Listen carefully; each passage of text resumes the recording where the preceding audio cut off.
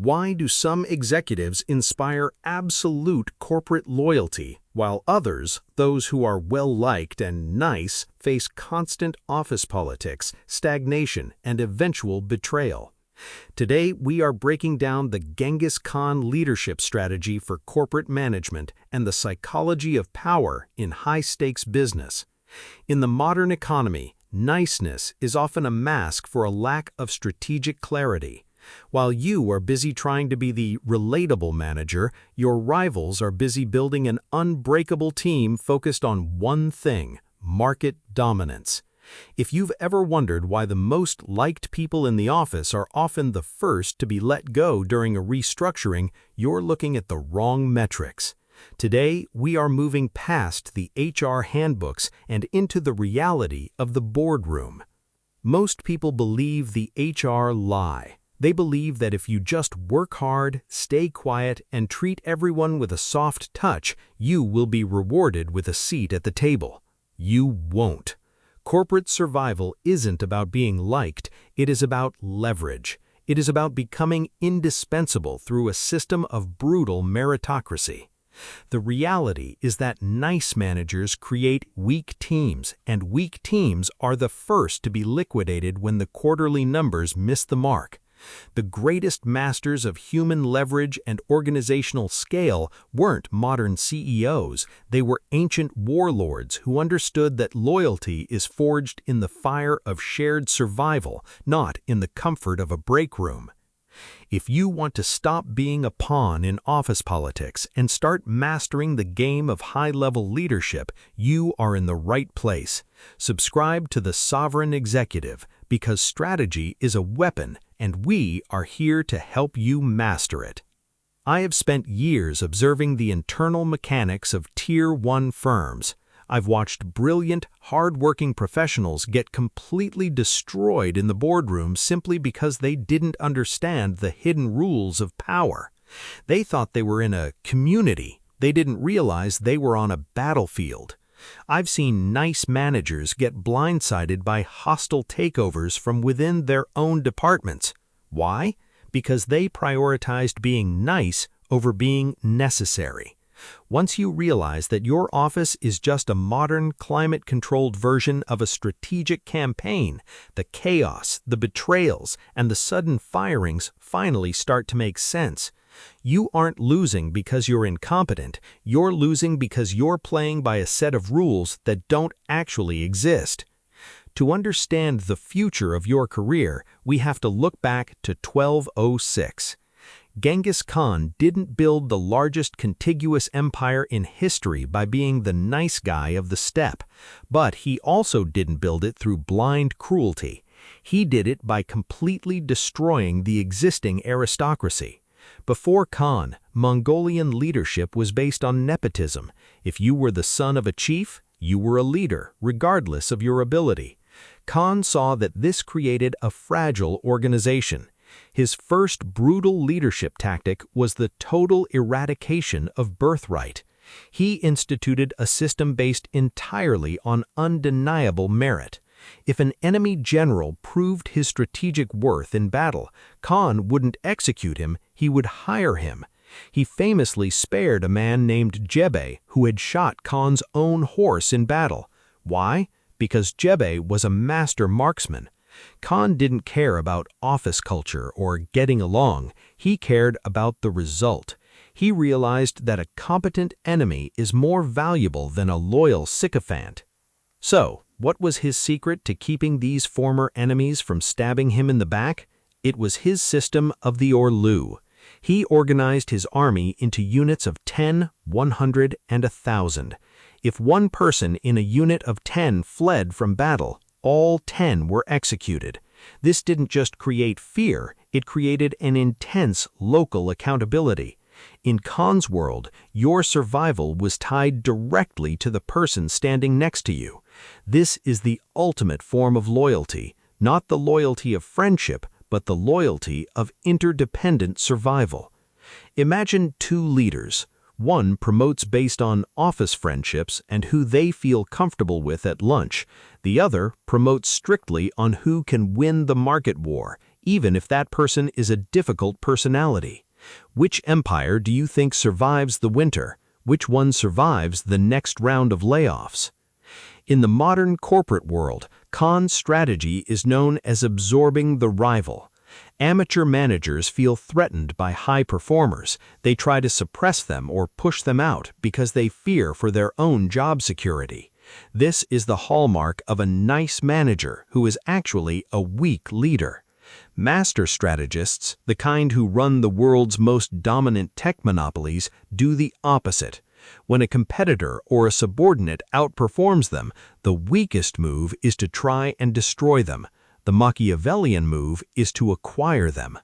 Think about how massive tech firms operate.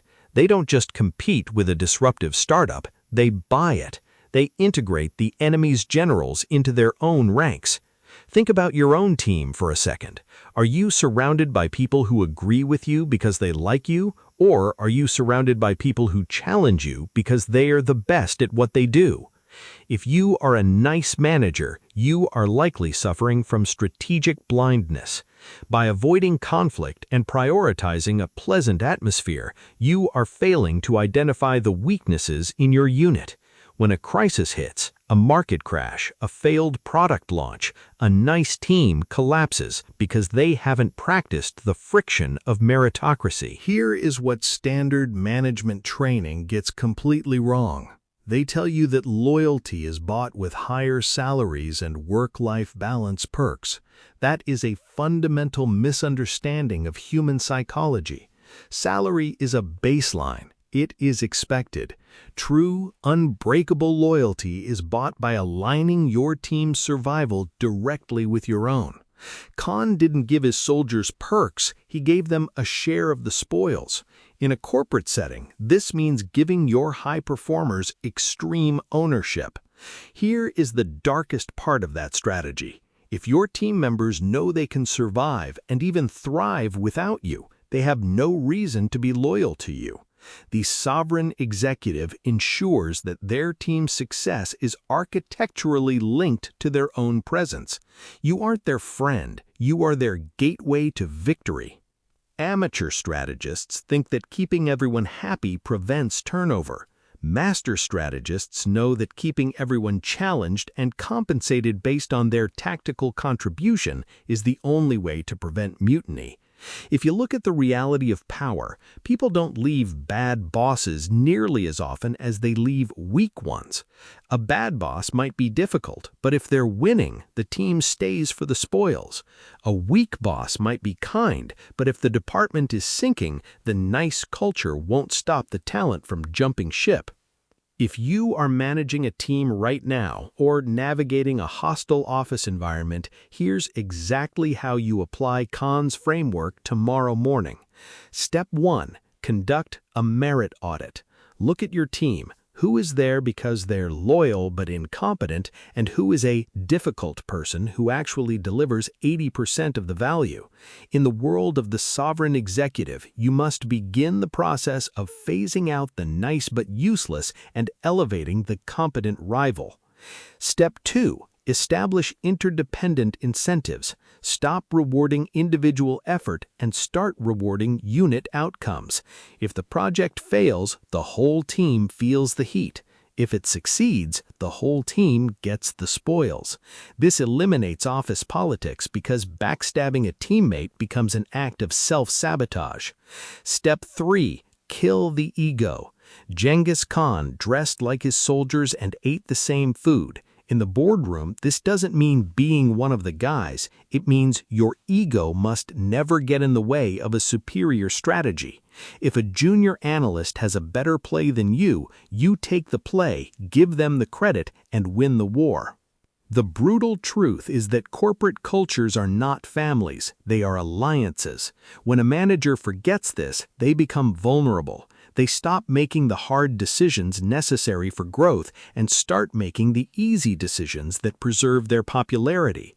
But popularity is not power. In fact, in a high-stakes environment, popularity is often the first thing traded for survival.